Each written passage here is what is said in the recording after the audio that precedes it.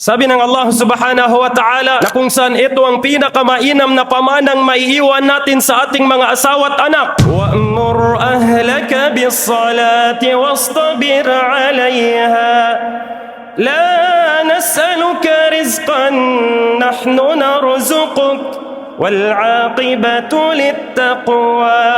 Itarbiya mo sa iyong mga anak at asawa ang sala. Ipamana mo sa iyong asawa at anak ang sala. Marahil may mangilan-ilan sa atin, anong pakinabang ng sala? Walang pera dyan. Subhanallah. Yan ay turo ng Allah subhanahu wa ta'ala. Dahil ang sala, inna salata tanha 'anil fahsya'i wal munkar. Ang sala ay nakakapagpigil sa tao na gumawa ng mga haram, gumawa ng karumal-dumal, o di kaya yung naiwan mong kayamanan ay pag-agawan nila. Mapipigilan nito ang iyong mga anak once na naitarbiya mo sa kanila ang sala. Pero kapag pamana lang yung iniwan mo sa kanila, kayamanan, ari-arian, pwesto, o di kaya ano pa man dyan na posisyon na naiwan mo, darating ang panahon kapag tumanda na ang bawat isa sa kanila na walang takwa, hindi marunong magsala, hindi nagsasala, pag-aagawan nila yung kayamanang naiwan mo. Magpapatayan sila para lang makamit yung kayamanan na naiwanan mo sa kanila. Yan ang nakakalungkot na realidad. Imbis na iniwanan mo sa kanila na ikabubuhay nila, magiging dahilan ng pagkamatay nila.